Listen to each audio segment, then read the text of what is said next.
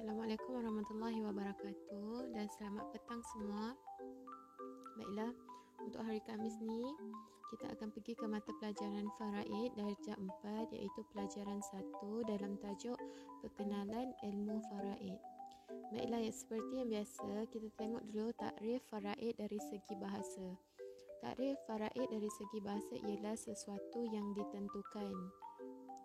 Dari segi syarak pula, bahagian yang ditentukan oleh syarak untuk waris daripada peninggalan si mati. Maksudnya faraid yang ditinggalkan lah, pusaka yang ditinggalkan si mati, dia mesti dibahagi ikut bahagian yang dah ditentukan. Okey. Dalil pelaksanaan hukum faraid terdapat 3 dari Al-Quran, hadis dan ijma' ulama'. Seterusnya, ada 4 sahabat yang masyhur dalam ilmu faraid ini. Yang pertama ialah Saidina Ali bin Abu Talib, yang kedua Saidina Abdullah bin Abbas, yang ketiga Saidina Abdullah bin Mas'ud, dan yang keempat Saidina Zaid bin Sabit. Baiklah murid-murid, seterusnya kita pergi kepada faedah mempelajari ilmu faraid. Apa kelebihan ataupun kepentingan apabila seseorang tu mempelajari ilmu faraid? Yang pertama ialah Rasulullah sallallahu alaihi wasallam menggalakkan kita mempelajari ilmu faraid kerana ilmu ini adalah sebahagian daripada ilmu agama. Seterusnya yang kedua pula, dapat menentukan kadar hak tiap-tiap seseorang waris yang berhak daripada pusaka. Jadi nanti tak bolehlah seseorang tu kata kenapa dia mesti dapat lebih, kenapa saya dapat kurang. Sebab pembagian harta ni dia dah ditentukan oleh syarak. Tak boleh kata kenapa dia lebih saya kurang. Tak boleh macam tu. Baiklah, seterusnya yang ketiga, bagi mengelakkan pergaduhan dan perebutan harta pusaka. Jadi kalau dah ditetapkan hukum, orang ni dapat berapa, orang ni dapat berapa, jadi kat situ takkan berlaku pergaduhan lah ataupun perebutan harta. Gaduh kenapa dia dapat lebih, kenapa saya dapat kurang. Jadi yang keempat, menjauhi daripada kezaliman dan kesalahan dalam pembahagian harta pusaka. Nanti orang yang sepatutnya dapat tak dapat kalau tak adanya ilmu faraid ni.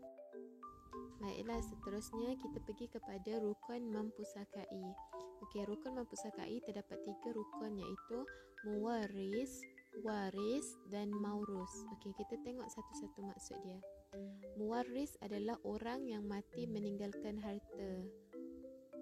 Yang kedua, waris. Waris adalah orang yang memusakai harta, orang yang menerima harta lah. Okay, dan yang ketiga, maurus. Maurus ni ialah harta yang ditinggalkan. Okey, jadi ketiga-tiga rukun ni perlu ada dalam melaksanakan pembahagian pusaka, pembahagian harta faraid lah. Okey, contohnya macam seseorang tu meninggal dunia tapi dia tak ada harta, dia tak ada maurus. Jadi tidak berlakunya pelaksanaan pembahagian pusaka kat situ. Dia kena ada tiga-tiga lah. Dia ada si mati tapi dia tak ada harta. Dia tak berlakulah pelaksanaan pembahagian harta. Kita tengok sekarang syarat-syarat mempusakai. Apa syarat yang pertama ialah muwaris benar-benar mati. Yang kedua, waris benar-benar hidup. Dan yang ketiga, waris ada hubungan dengan si mati melalui bukti-bukti yang diperakui oleh pihak berkuasa. Macam ayah, anak, adik-beradik. Seterusnya, okey, kita tengok sikit huraian muwaris benar-benar mati. Yang pertama, yakin orang yang meninggalkan harta telah mati seperti mati kerana sakit ataupun kemalangan. Ni dia dah meninggal dunia lah, betul-betul meninggal dunia. Yang kedua, orang yang dihukumkan mati oleh pihak berkuasa seperti orang yang hilang. Contohnya macam dia hilang dekat dalam sungai ataupun dia lemas. Jadi dia dah lama tak jumpa kan. Dia tak jumpa orangnya. Jadi dia dah dihukumkan mati oleh pihak berkuasa. Jadi muwaris tu benar-benar mati. Jadi yang ketiga, orang yang ditakdirkan mati seperti anak dalam perut ibu kerana perlakuan jenayah kepada ibunya. Seterusnya kita pergi masuk kepada huraian waris benar-benar hidup. Tadi muwaris benar-benar mati. Jadi yang ni huraian bagi waris benar-benar hidup. Jadi yang pertama, yakin hidup orang yang memusakai. Yakinlah dia masih hidup, dia masih ada lagi, belum meninggal dunia. Yang kedua, dihukumkan hidup oleh pihak berkuasa seperti orang yang hilang sehingga telah dihukumkan mati. Tiga, ditakdirkan hidup seperti anak dalam kandungan oleh orang yang mahir dalam perubatan. Baiklah, yang terakhir untuk hari ini, kita masuk kepada sebab mempusakai. Sebab mempusakai ada 4. Yang pertama ialah kerabat. Kerabat ni sebagai contoh anak, adik-beradik, bapa kepada si mati. Yang kedua, nikah yang sah. Nikah yang sah ni seperti suami dan isteri.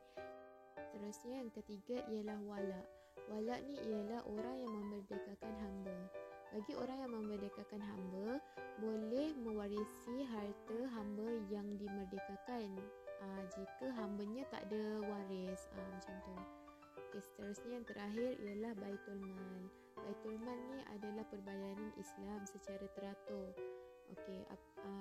Contoh, bila seseorang tu meninggal dunia tetapi dia tak ada waris ataupun baki daripada harta dia tu ada lebihan. Jadi baki ataupun semua harta si mati tu akan diserahkan kepada Baitul Mal. Jadi harta di dalam Baitul Mal ni adalah untuk kegunaan bagi kepentingan orang Islam. Contoh macam untuk menyelesaikan masalah kemiskinan.